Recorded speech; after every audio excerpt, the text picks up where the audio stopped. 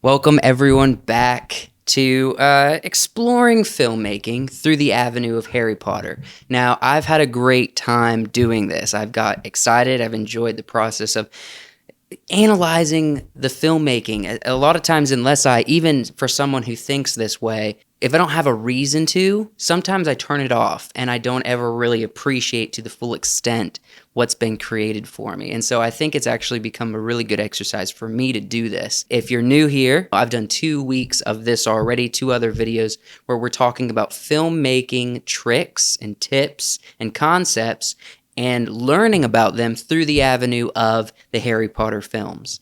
And so we're going to be doing that again this week, and this week we're talking about camera movement. And I have a few clips from Harry Potter that we're going to look at, and I chose not to use audio this week because I want us to really focus in on what we're seeing visually without the distraction of audio. So we won't have any audio, and I'll be talking through it like commentary throughout. Let's go ahead and dive into the first little scene that we have here. It's kind of quick. Let's just watch it. And this one is for the Jib Shot.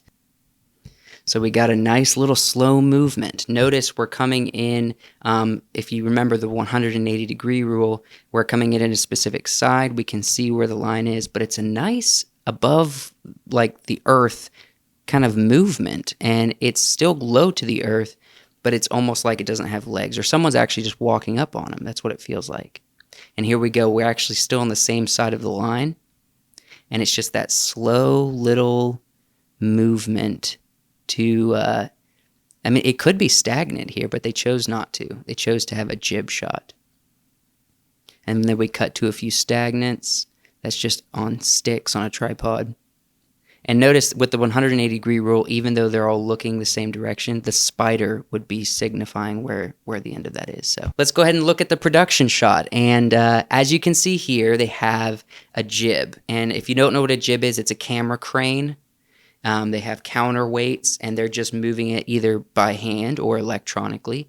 This one is probably electronically because it is so big. And a lot of Hollywood films tend to use jibs because you can get them high up, and they have a lot of, you can move them around. The diversity of their ability to get around the scene is pretty extensive. And so that's kind of why Hollywood uses them a lot. But you'll notice if you see a lot of productions, you'll see the camera crane, and they seem to always have that. This was a very simple example because it wasn't really high up. It was very low to the ground, but they kind of chose it to just make a very subtle movements, just very subtle changes in the scene, but not dramatically. I've said this before, Harry Potter is, the films themselves, they're moving a lot.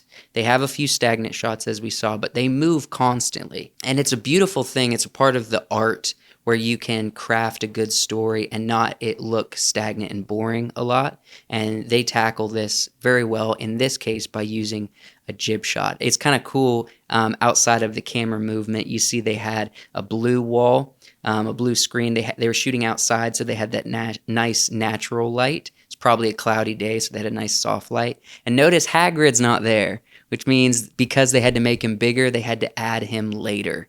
That's an interesting fact. But they actually built, that spider's not CG. That's actually practical effect. So it's pretty cool. That's a basic understanding of the jib shot. It's just a nice sweeping motion kind of thing. So it's pretty basic when we get down to it. Let's now go to another clip. So this is from the Deathly Hallows film. This is where they're running away, and we'll actually see 2 examples from this clip for 2 different kinds of movements. Now this right here is I think it's also a jib moment. I don't have confirmation because I couldn't find a production shot, but I'm pretty sure this is probably a jib.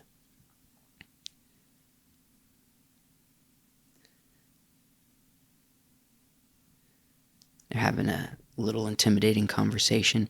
Now, once they move to running, this actually took a lot of time. Now, this is very Jason Bourne style. Things are moving a lot, and actually, if you're not paying close attention, you get really confused in the action. Now, this is beautiful. You see that sweeping shot? That's on a track, and that's a truck shot, a truck's pan. We'll talk more about that. But like this, that's a Steadicam. That's handheld. It's on a stick. and we'll talk about that as well. So really what we're going to be showing you from here is going to be dolly and truck shots as well as Steadicam shots. Now look at how much movement is not just in the camera, but also in the edit. I mean, frames are happening. I mean, like these shots are lasting for frames long, not even seconds. I mean, if you're not paying close attention, this is a very specific style of making a film. I mean, cutting this together is wild, I'm sure. All right, and this is a nice Steadicam. All of this is Steadicam, so it's handheld with a harness. All right. Now, the cool thing about Steadicam is that it's actually you can move around a lot. But I will tell you, I've used a Steadicam before, and it is murder on the lower back. I'll tell you, because you have a whole harness, then you have an arm that sticks out, and it attaches to a pole that at the top of the pole is the camera, and at the bottom of the pole is weights, and it's on springs, so it supports the weight of the camera on your body because it's attached to this like metal harness thing, and you can see an example right here. The good thing is if you have a experienced user of this kind of shot, this isn't something that you can just pick up. Honestly, working with Steadicam is delicate a lot of times because your body is supporting the weight of it all, and you got an arm, you got a hand that's holding onto the arm so it doesn't fly away and makes you fall over, and then the stick that's supporting the camera, it's not touching the ground, it's floating, and you're usually using 2 or 3 fingers to move it or to pan it. You're being very gentle while also at times running, you know what I mean? And it's very easy for you to accidentally just move it, and keep like a horizon flat on a Steadicam is very hard to do, almost impossible when you first pick it up. But once you get good at it or get comfortable, they're really fun to use. And back in the day, not so much today with technology changing, but back in the day, if you had a Steadicam and a production hired you to work Steadicam, like I'm sure they did for the day, you'd be bringing in about probably close to $6,000 for that day. So it used to pay really well. Now with technology, they have equipment that does all the work for you, so it's a little bit less. But it's been around for a long time, and it's a beautiful shot because it allows you to move around. Like, notice they don't have a whole lot of equipment next to him or whatever. It's because they're like, we just need a microphone and we need the Steadicam operator, and that's basically it because they have free range to move around the scene as they want. So that's the second one I want to talk about. And then the other one I want to talk about is the truck shot. Now, we saw it a lot. We saw, let me go to this picture. We saw them running through the forest, and how they got that is like to get that side profile of them running and staying with them. Some people use cars, and they're on the side of cars and they're following the action through like the forest or whatever.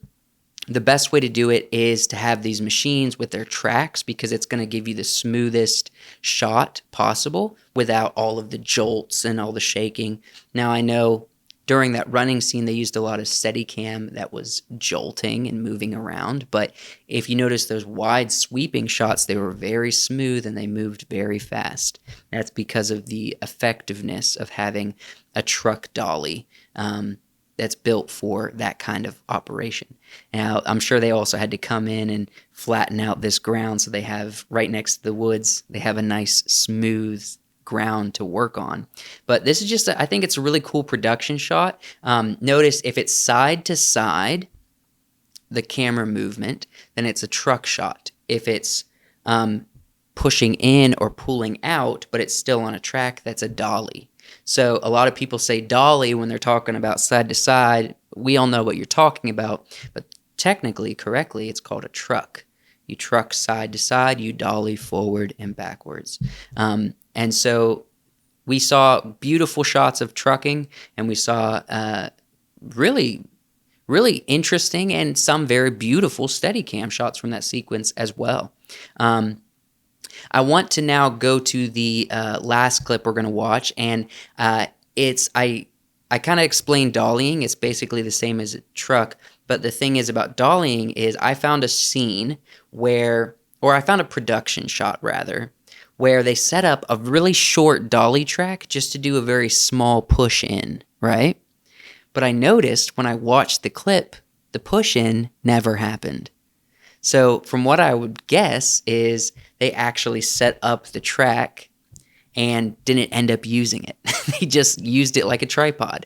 But let's go ahead and watch the scene. It's the close-up of Harry Potter, and you'll see it. Actually, I'll show it to you right now. If you look on the ground, you see they're on a track that's moving towards Harry, or moving towards, I guess, Daniel, and he's standing in the middle of the track. And that means they're going to do a slow push-in on him. And you got the light source coming from the opposite side from where this picture was taken. And yeah, so this is basically the scene. Now let's watch what the final cut of it was.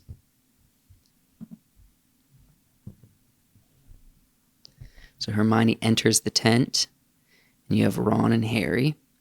It is a good, well-established 180-degree rule. She walked through the line, and now they kind of establish a new line.